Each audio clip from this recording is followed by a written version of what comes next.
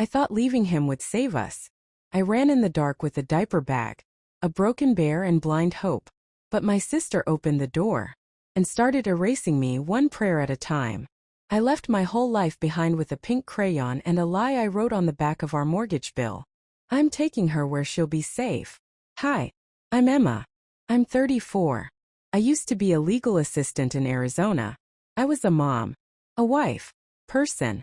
Now I'm not sure what I am anymore. The night I left Josh, I didn't pack. No suitcase. No toothbrush. I grabbed Willow's favorite stuffed bear, the worn-out one with the missing eye, and the diaper bag. That's it. Josh wasn't a monster with fists. He never raised a hand. But he chipped away at me piece by piece until there was nothing left to hit. He decided how much I ate, one dinner plate, no seconds. He told me what to wear. Nothing too loud. When I'd laugh too hard, he'd say, "Emma, calm down. You're embarrassing." He didn't shout. He just dimmed the lights in me until I forgot I was ever bright. Every night he'd come home from the auto shop reeking of sweat and grease, plop down in front of the TV, and bark out orders like I was the remote. Feed her. Change her. Don't let her cry so much, it's annoying. I'd nod, smile like it was okay. Like I was okay. But every night, I'd cry in the laundry room where the sound of tumbling clothes covered my sobs. That's where I slipped. Stepping over the baby gate in the dark, hit my wrist hard against the dryer's edge. It swelled purple by morning. Josh glanced at it, scoffed and said, "Be more careful. We can't afford another doctor bill." Not, "Are you okay?" Not, "Let me help." That's when I knew it would never get better. So I made a call I hadn't made in 3 years. To my older sister, Holly. She answered on the second ring and didn't ask questions. Just said, "Emma, come. Bring Willow. Leave the rest." So I did. That was the last night I ever slept in my own bed. The sheets still smelled like fabric softener and engine oil. I looked around once. At the baby monitor, at the cracked photo frame of our wedding day, at the empty couch where I used to dream of freedom. I didn't cry. I just walked out the front door barefoot, holding Willow against my chest like a secret. But I wasn't running towards safety. I had no idea. I was walking into something much, much worse. Holly met me at the door like she'd been rehearsing for it. Long denim skirt, Bible in one hand, open arms in the other. She hugged me too long. Willow wriggled in my arms, restless and half asleep. Holly kissed her forehead and whispered, "You're safe now, baby girl." Not to me. To her. The house smelled like cinnamon and vinegar. Clean, too clean. Like a museum of someone else's perfect life. Her kitchen had framed verses on the wall and mason jars with chalk labels. Even the bread was homemade, sitting on the counter like it came out of a magazine. She walked me to the guest room. Small, windowless, freezing cold. 2 towels folded at the foot of a twin bed. Like a church camp. "You can sleep here," she said, brushing imaginary lint from the blanket. I looked down. There was no crib. "Where's Willow going to sleep?"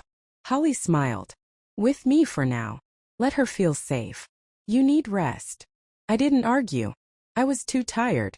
I hadn't slept in 2 days. My hands were still shaking from the drive. I lay on that narrow bed staring at the ceiling fan creaking above me. My daughter's laugh echoed down the hallway, soft, then gone. I told myself this is okay. This is healing. But I couldn't stop the unease pooling in my stomach like spoiled milk. The first few days were quiet. Holly made soup. She read scriptures out loud during lunch. She taught Willow to pray before every snack, every nap, every diaper change. And at first it felt manageable. I convinced myself it was structure. Something we both needed. But then came the rules. No processed food. No outside shoes in the house. No worldly music. No phone calls except the one she dialed. I asked her once to borrow her car to look for work. She stared at me like I'd asked to borrow her husband. "God didn't bring you here to rush back to sin," she said. Sin. That's what she called my life. My job. My independence. And one day, softly, my daughter. I started to notice the way she'd whisper in Willow's ear when she thought I wasn't watching. The way Willow started calling her Mama Holly when she got tired. I laughed the first time, until I saw the way Holly smiled like that was the plan. Then came the backpack. It was pink with stars. Not the one I bought. Inside was a lunchbox with Faith written on it in permanent marker. I froze. Her name is Willow. Holly didn't even flinch. Faith suits her better. That other name, it's from your old life. My throat clenched. She's not a project. She's a person. Holly just smiled again. That same tight, smug smile like she was winning a game I didn't know we were playing. A week later, I woke up in the middle of the night to an empty room. I panicked. Called out. No answer. I found them, Willow curled up in Holly's bed. Her arms wrapped around Holly's waist like she'd always been there. When I tried to lift her, Holly stirred and said, "Let her sleep. You make her anxious." You make her anxious. I stood there barefoot, heart cracking in my chest, knowing something had shifted. Something I couldn't name yet, but it was growing teeth. After that, Holly made up a new rule. Willow would sleep with her now, for stability. I asked her what that meant. She said, "Emma, I'm not sure you're fit to be the primary caregiver right now." Fit? I raised her. I nursed her. I sang her to sleep in the laundry room so Josh wouldn't hear. But now I had to ask permission just to hold her? That's when Holly slapped me. It wasn't violent. It was clinical. A quick, cold snap across the cheek like she was swatting a child. Don't raise your voice in this house. I didn't speak for the rest of the night. I lay on the cold tile floor of the bathroom, knees to chest, holding the only photo I had of Willow, a blurry printout from Walgreens, half folded in my hoodie pocket. The next morning, Holly handed me a lavender-colored dress and told me to freshen up before church. When I looked in the mirror, my cheeks still red, I didn't recognize the woman staring back. Sunken eyes. Hair dull. Shoulders caved in like I was trying to disappear into myself. That was the first time I heard her whisper to Willow. "Your mommy's very sick. But we're going to help her." I gripped the bathroom sink until my knuckles turned white. She was trying to erase me. Not like Josh did. Worse. Josh made me invisible. Holly was trying to become me. She renamed my daughter. Replaced my room. Took my voice. And I let her. Because I had nowhere else to go. I remember holding Willow's baby sock one night, alone in that guest room, and realizing I had escaped one prison just to walk into another. But this one had prayers in polished floors, and that made it harder to scream. There's a kind of madness that doesn't scream. It's soft. Slow. It seeps into you like mold under paint. By the time you notice the smell, it's already in your lungs. That's what living with Holly became. A slow rot wrapped in lavender and scripture. She started controlling what I wore, long skirts only, sleeves past the elbow, even in the summer heat. She said my old clothes invited spiritual confusion. I tried pushing back. Once, she responded by taking Willow to the park without telling me. For 6 hours. No note. No answer. Just gone. I sat on the porch steps until the sun burned my skin raw. When they returned, she handed me a bag of apples like it was a peace offering. And Willow? She didn't even ask why I was crying. She just looked at me with that same glazed expression Holly wore during her morning prayers. Like she was slipping away, one whisper at a time. Holly dyed Willow's hair blonde 2 weeks later. It happened while I was scrubbing tile grout in the kitchen. She just walked in and said, "Doesn't she look pure now?" I froze. Willow's soft brown curls gone. Replaced by stiff golden strands, chemically fried and parted into a neat little halo. I wanted to scream. I wanted to rip that color from her head strand by strand. But I just stood there, sponge in hand, shaking. Because if I screamed, Holly would say I was unstable. And Willow, my baby, would flinch. So I swallowed the scream. Again. The final fracture came with the backpack. I opened it one night after Holly went to bed. Inside were worksheets labeled Faith Hamilton. Hamilton. Her last name. Not mine. Not Josh's. Hers. I felt my throat closing. My fingers shook as I pulled out a drawing. A stick figure of a blonde woman with a triangle dress, holding a little girl's hand. Underneath, in shaky kindergarten print. Me and Mommy. It wasn't me. I backed into the wall and slid down, my knees folding like paper. My chest hurt. Like something was tearing slowly, cleanly right between my ribs. I slept on the floor that night. I couldn't lie in a bed that had become a cage. The next morning, I found the bedroom door locked. She had locked me in. I pounded. Whispered. Begged. She opened it after 20 minutes, calm as ever. I needed space to think, she said. That was the day I realized I wasn't a guest anymore. I was a prisoner. I started watching the windows, tracking the sounds of her keys, the rhythm of her steps. I began stashing crackers and granola bars in the drawer beneath my socks. Like a war refugee. In a house with Wi-Fi and scented candles. I counted my options. I had no phone. No car. No job. No money. And no one who believed me. I was a mother with no custody, living under a roof where her own child now called someone else mom. And still part of me thought maybe I deserved this. Maybe Josh was right. Maybe I really was too sensitive. Maybe Holly was just giving Willow the stability I couldn't. Maybe this is what a safe home looks like and I just don't know how to be in one. That's how deep the breakdown goes. When you stop trusting yourself. I started slipping. Forgetting what day it was. Staring at walls for hours. One afternoon I caught myself whispering to the kitchen sink. That's when I started writing notes to myself. Tiny ones tucked in books under the rug inside pillowcases. Notes like, "You're still here. This is real. Don't let her win." It sounds dramatic now, but I needed something, anything, to remind me I was still a person. That Emma still existed somewhere inside this husk.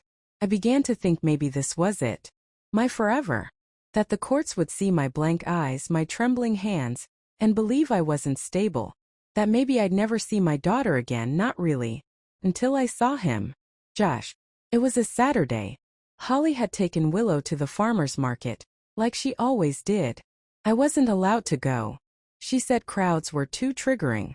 But she forgot her phone. It buzzed on the table. Screen lit up. And I saw the name. Josh blocked. My heart dropped. My body froze like prey.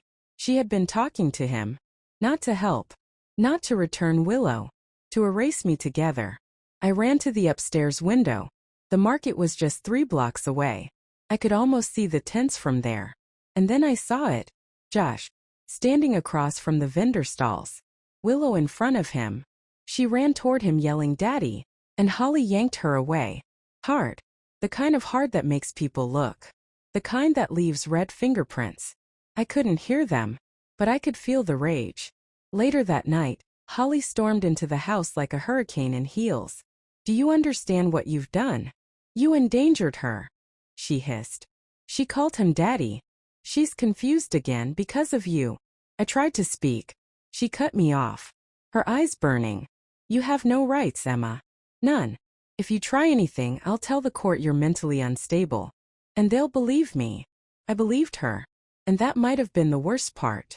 Because the fear didn't feel like abuse anymore. Felt like truth. After that night, I stopped trying to be brave. I just tried to survive. I moved through Holly's house like a ghost, quiet, weightless, not allowed to leave a trace. Every time I brushed my teeth, I stared at the bruises just barely fading along my jawline. They felt like tattoos. That week, she told Willow I was sick. That I needed space. That it was better if Mommy Emma didn't tuck her in anymore. I asked to read her a bedtime story. Holly said no. Said it upset her routine. Routine. That's what my presence became. An interruption. A disruption to the new reality Holly was building where I didn't exist. And Willow, she started to believe it. I saw it in her drawings. They stopped including me. No more Mommy and me stick figures. Now it was Faith and Mama Holly, blonde and smiling and whole. One night I tried to hold her hand. She pulled away. It shattered me more than any slap ever could. And that was the night I broke. I waited until the house was quiet. 2 a.m. I crept down the hallway barefoot, every floorboard memorized, every creak cataloged. I went to Holly's room. The door was ajar. There, curled under the blankets, was my daughter, my baby. Fast asleep in Holly's arms like she'd never known another home. There were 2 framed photos on the nightstand. One of Holly and Willow at the market. And one of just Holly holding Willow at the church potluck. My face was not in either one. I reached for the bear, Willow's old stuffed bear. The one I'd carried out of Josh's house. It sat on the corner of Holly's bed like a trophy. Picked it up. And I swear to God, that tiny glass eye looked at me like it remembered. Something in me snapped. I walked back to the guest room, grabbed my laundry bag and started stuffing in what little I had. 3 shirts, a toothbrush, 2 storybooks I'd hidden under the mattress. I didn't know where I was going. I just knew I couldn't stay. But before I could make it to the door, I heard it. Her voice. Low. Calm. Dangerous. Going somewhere? Holly stood in the kitchen doorway in her robe, hands folded, Bible clutched against her chest like a weapon. I froze, bag in hand. You can't keep her, I said. She didn't flinch. She walked toward me, slow and controlled. I already have, she whispered. Something behind her eyes flickered. Something colder than Josh ever was. He used anger like a hammer. Holly, she used God like a scalpel. She's better off here. You can't take care of her. You couldn't even take care of yourself. I stepped back. My voice trembled, but I didn't stop. She's my daughter. No, Emma. She was your daughter. Now she's Faith. And she has a real mother. She said it like a priest delivering a verdict. I dropped the bag. For 1 second I thought about lunging at her, dragging Willow out of that house with nothing but the clothes on our backs. But I knew Holly would call the cops. She'd twist it, spin it, use every bruise, every breakdown, every desperate word I ever said against me. She'd win, because she looked sane. And I looked like a woman unraveling. So instead, I did nothing. I crawled back into my twin bed, held that one-eyed bear like it could protect me, and cried without a sound. The next morning, CPS showed up. Josh had gone to the police. He'd been trying for weeks to find us. And somehow, after that market run-in, he had enough to file a report. 2 women in blazers and soft voices showed up at the front door with clipboards and flashlights. They asked questions. They took photos. They looked at me like I mattered again. One whispered, "You can tell us if you're not safe." I wanted to scream yes. I wanted to fall into her arms like some rescued puppy. But I just nodded. Once. Later, I overheard one of them say, "It's like the sister's taken over everything. The mother doesn't even sleep in the same room as the child." That word, mother, it hit me like a bullet. Because they were still calling me that. And maybe that meant there was still time. They said an emergency hearing would be filed. That they'd come back. That things would change. But I didn't wait. I couldn't. That night, when Holly fell asleep with her bedroom door cracked, I stood outside holding a note I wrote in 5 seconds on the back of a grocery receipt. She's better off without me. Forgive me. I placed Willow's baby shoes on the passenger seat of Holly's car. Then I walked, barefoot, into the desert. No destination. No phone. No goodbye. I just kept going until the stars blurred. Until the sand burned my feet raw. Until I couldn't hear Willow's laugh echoing in my head anymore. I walked until I couldn't walk. Collapsed under a dead tree beside a dried-up riverbed. And for the first time in my life, I wanted the earth to swallow me. The desert doesn't care why you're there. It doesn't ask questions. It just waits. I woke up on the 3rd day covered in dust, my lips cracked open like old leather, my skin scorched. No shoes. No daughter. No name that felt like mine anymore. A rancher found me sprawled in the shade of a crumbling billboard that said, "Jesus saves." He thought I was high. Or lost. Maybe both. The truth was worse. I'd simply given up. At the hospital, they asked me questions. I answered in pieces. One nurse cried when I said I left a pair of baby shoes on a car seat. I remember holding a paper cup of ice chips and thinking, this is what failure tastes like. Cold. Watery. Not enough. They sent me to a recovery home. Someplace quiet. Clean. Full of people who spoke in low voices like I might shatter if they spoke too loud. I didn't speak much the first week. I just sat by the window and watched the rain smear across the glass like the world was trying to wipe itself away. They gave me a journal. Said write anything. So I wrote my daughter's name. Over and over. Willow. Willow. Willow. Until the letters bled into shapes I couldn't recognize. One night, I found an old crayon at the bottom of a donated pencil box, pink, like the one I'd used to write the first note. I stared at it for an hour. Then I drew her. A stick figure with golden hair and one giant heart in the center of her chest. I folded it, tucked it into my pillow, and sobbed like someone had died. Because in a way I had. The staff told me Josh got partial custody. They said CPS had seen enough to intervene. But Willow was still with Holly half the time. Still calling her Mama Holly. Still living in a world where I was the ghost. I started writing letters. Most came back unopened. But once in a while one got through. And then, one morning, I opened my mailbox and saw it. A crayon drawing. Stick figure. Blonde hair. Big smile. And underneath, written in shaky, hopeful lines. "When can I come home, Mommy?" My hands trembled as I held it. Tears soaked the paper before I could stop them. Because I didn't have an answer. Not yet. But I whispered it anyway, to the wind, to God, to the broken woman in the mirror. Soon. I promise. Mommy's coming back. The day I started fighting again wasn't loud. It began with a paperclip. Bent. Silver. Forgotten at the bottom of my journal bag. I twisted it between my fingers like a worry charm, but then something in me clicked. I wasn't helpless. I was just tired of trying. And tired is different from powerless. So I started small. I attended every group session. Spoke up, even when my voice shook. Told them about the pink crayon, the baby gate, the bear with the missing eye. Told them about Holly. How she'd renamed my child like she was replacing a name tag. My therapist, Lena, looked me in the eyes one day and said, "You weren't crazy. You were controlled." That sentence broke something open. Like a window in a smoke-filled room. I made a plan. I reached out to legal aid. Wrote everything down. Timelines. Witnesses. Bruises. CPS reports. I requested supervised visitation, me and Willow in a neutral space. Josh, to my shock, agreed. He wasn't the villain anymore. Not entirely. He looked smaller now. Worn. Regret clinging to him like grease stains that wouldn't wash out. He saw me during the first visit and said, "Emma." I didn't know it got that bad. I almost didn't answer. But I had bigger things to protect than my pride. Willow clung to me that day like she wasn't sure if I was real. We sat in a room with faded dinosaur murals and beanbags that smelled like Lysol. She looked at me and whispered, "Why did you leave me?" I couldn't answer right. There's no sentence that makes that okay. So I pulled out the pink crayon I'd kept, placed it in her palm, and said, "Because I thought that was the only way to keep you safe. But I was wrong. And I'm never leaving you again." That night, I couldn't sleep.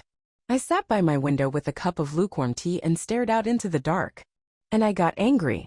Not just at Holly. At everyone. At Josh for ignoring the bruises. At myself for staying quiet so long. At every smiling neighbor who waved and said, "You have such a beautiful family," without ever seeing how invisible I'd become. I wrote a letter. A real one. To the judge. I wrote like my daughter's life depended on it.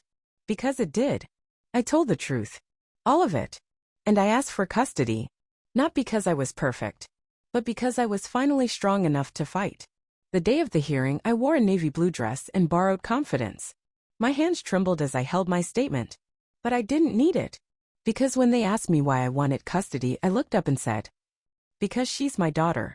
And I remember who I am now. The courtroom was cold. Too much beige. Too much silence between words. Josh sat across from me. He didn't look angry anymore. Just tired. And maybe relieved. Holly didn't show up. She sent a statement instead. 3 typed pages full of sanctimony and scripture. No warmth. No apology. The judge read it. Then looked at me and asked, "Do you believe you're capable of being the primary parent?" And for the first time in years, I didn't hesitate. Yes. I do. I got joint custody that day. Supervised at first. Gradual steps. But steps forward. Willow stayed quiet the first few visits. Her eyes were tired in a way no 6-year-old should be. She still called me Emma sometimes. Still slipped and said, "Mama Holly," when she got distracted. But one night, as we were drawing on a paper placemat at a diner, she looked up and whispered, "You came back." I swallowed the lump in my throat. Nodded. "Always." She drew 2 stick figures. One with brown hair. One with gold. She circled the brown-haired one and wrote, "This one's my real mommy." I keep that drawing in my wallet. Not to remind me of what I lost, but of what I fought for. Now I live in a tiny apartment with second-hand furniture and a coffee machine that wheezes like it's dying. Willow comes over on weekends. We bake cookies and mess up the kitchen. She wears fuzzy socks and sings off-key. We're rebuilding. She still has questions. So do I. But we don't need every answer yet. Sometimes at night, I sit at the window with a cup of tea and she curls into my side, warm and safe. And when she falls asleep, her hand still wrapped around mine, I whisper to her sleeping face, "We made it, baby girl. We're home." I'm Emma. I'm 34. And I remember who I am now. Not just a mother. Not just someone who survived. But someone who came back. Even when no one thought I could.